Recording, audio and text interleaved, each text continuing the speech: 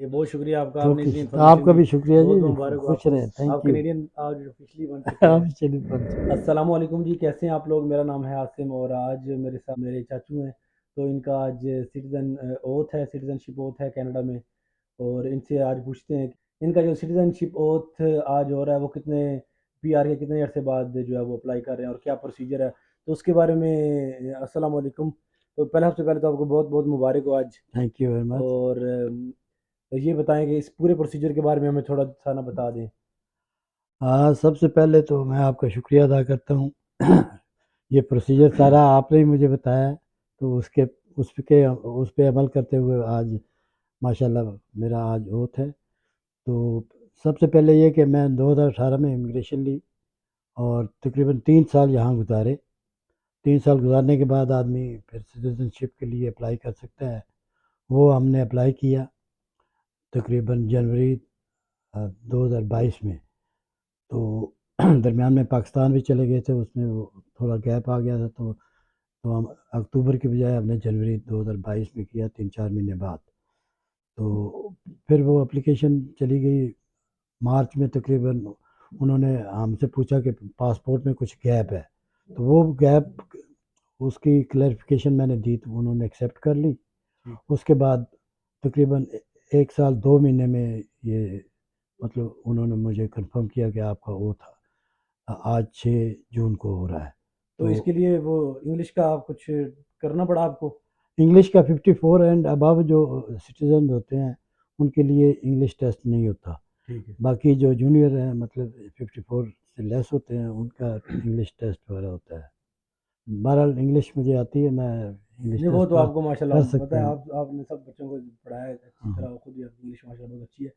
और जो इंग्लिश जो 54 से नीचे होते हैं उनको अगर उनकी इंग्लिश में क्वालिफिकेशन है तो फिर उसके लिए रिक्वायरमेंट नहीं होती इंग्लिश की। अगर अगर आपकी कनाडा में स्टडी वगैरह नहीं है या आपके पास डिग्री नहीं है तो फिर आपको वो इंग्लिश का कोर्स करना पड़ता है। बहरहाल इंग्लिश का वो उनका टेस्ट होता है ना, वो अगर आप टेस्ट पास करने के काबिल हैं, अगर आपकी एजुकेशन अच्छी है, हायर एजुकेशन है, तो फिर तो आप पास पास कर सकते हैं। बिल्कुल। अगर नहीं है तो आपको तैयारी करनी पड़ेगी। कई आदमी 2-2 3-3 दफ़ा फेल भी हो जाते हैं, हम्म। तो वो टेस्ट पास करना ही पड़ता है। और कुछ ऐसे भी लोग होते हैं जिनकी मतलब इंग्लिश काफ़ी वीक होती है और वो जब तक आप क्लियर नहीं करते इंग्लिश का उनको वो पीआर पे रहते हैं, उनको सिटीजनशिप नहीं मिलती। तो फिर उनको वेट करना पड़ता है जब तक वो 54 के नहीं होते। तो मेरे ख्याल में तब तक हाँ, बिल्कुल मैंने यही बिल्कुल इसी तरह है। कई ऐसे लोग देखे हैं जो कितने सालों से 10 10 15 15 सालों से पीआर स्टेटस पे ही हैं। बहरहाल हिम्मत करें तो टेस्ट पास कर सकते हैं, अगर आप मुनासिब तैयारी करें, वक़्त दें, तो वो येस नो का आंसर होते हैं, तो वो अगर कर लें तो पास के बाद तुक्का फिट हो जाता है, तो आदमी मेहनत करे बिल्कुल। तो पास कर सकता हाँ, है। इतना मुश्किल तो नहीं है। मुश्किल नहीं होता। उसके अलावा अच्छा, जब अभी आपका आप तकरीबन 1 साल और 2 महीने में आपने कहा कि आपका वो था कि अप्लाई करने के बाद।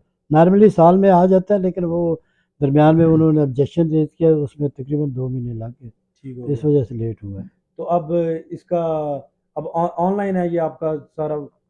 हाँ, अभी फ़िलहाल इन्होंने ज़ूम पे कर रहे हैं। वो इन पर्सन भी कर रहे हैं, लेकिन मुझे तो उन्होंने ज़ूम के लिए सेलेक्ट किया, तो मैं घर में बैठ के आदमी कर ले तो ज़्यादा ईज़ी रहेगा। तो उसके लिए रिक्वायरमेंट्स उन्होंने कुछ बताई हैं क्या करना है उन्होंने आप? रिक्वायरमेंट बताई है जी। एक तो आपके पास पीआर कार्ड होना चाहिए, ये है पीआर कार्ड। उसके अलावा एक और आईडी चाहिए, चाहे आपके पास हेल्थ सर्टिफिकेट है, हेल्थ कार्ड, या आपके पास ड्राइविंग लाइसेंस है, या पाकिस्तानी पासपोर्ट है।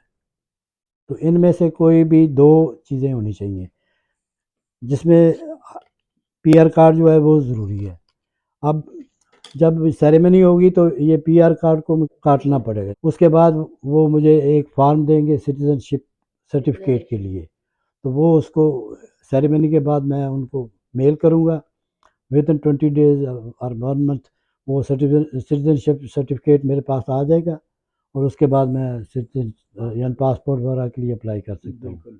ऐसे और ही इसी दौरान मतलब 1 महीने के लिए आदमी मूव नहीं कर सकता, ट्रैवल नहीं कर सकता। क्योंकि you don't have PR card. Citizenship के लिए जो हमने अप्लाई किया उसके लिए आसम और उनकी मिसेज ने हमारी मदद की। I am grateful to them. No thank you. Problem, कोई मसला नहीं। बाकी कैसा फील कर रहे हैं आज आज के दिन?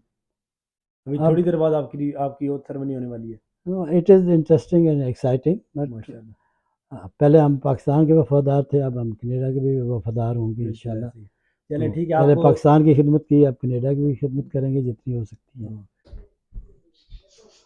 चलें जी, मुबारक हो बहुत बहुत, थैंक आपकी यू। ओथ सेरेमनी जो है कंप्लीट होगी। हाँ जी। तो बताएं क्या उन्होंने ओथ सेरेमनी से में आपसे पूछा और कैसा रहा पूरा प्रोसीजर जो है।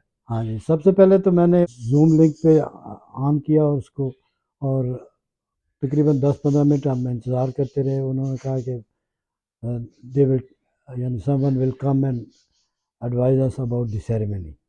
सो 15-20 मिनट बाद एक क्लर्क ऑफ द सेरेमनी आई, उसने सबको वेलकम किया।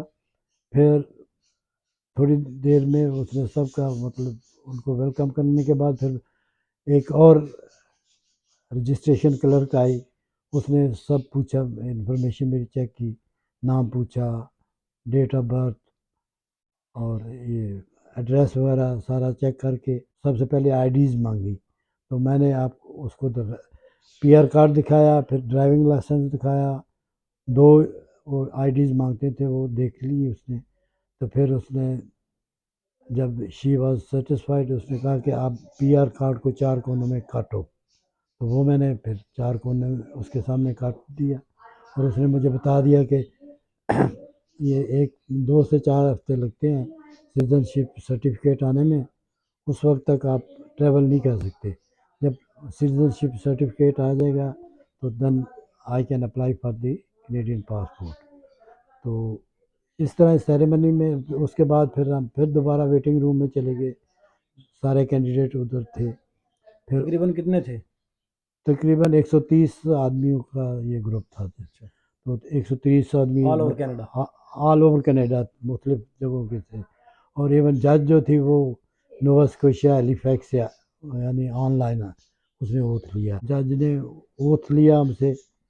उसके बाद फिर कनाडा की एक छोटी सी वीडियो दिखाई गई, और उसके बाद प्राइम मिनिस्टर का एक स्मॉल छोटा सा मैसेज आया, उसने वेलकम किया और कंग्रेचुलेशन की। और उसके बाद ओ कनाडा का सेरेमनी हुई।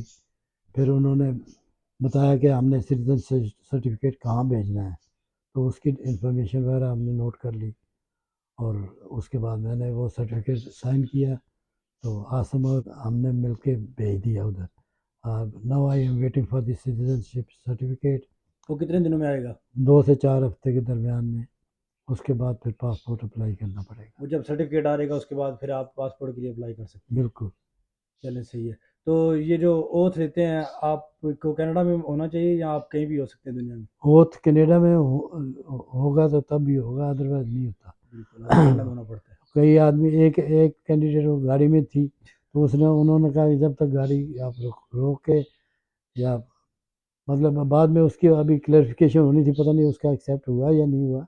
तो जब भी ओथ हो तो सुकून से आप अपने घर में मौजूद हो और माहौल साफ़ सुथरा हो, शोर वगैरह ना हो, तो अच्छी तरह वो देखते हैं। और वीडियोस दरमियान में आप बना नहीं सकते, ना फ़ोटो खींच सकते हैं। जब सेरेमनी ख़त्म हो जाती है तो जज 1 मिनट देता है, वो आप उसके साथ फ़ोटो वगैरह बना सकते हैं सेरेमनी का।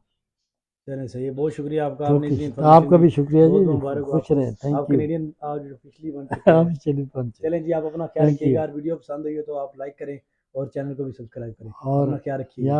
आसम का हौसला अफजाई करते रहें। चलिए शुक्रिया, अल्लाह थैंक यू। हाफिज़। ओके जी।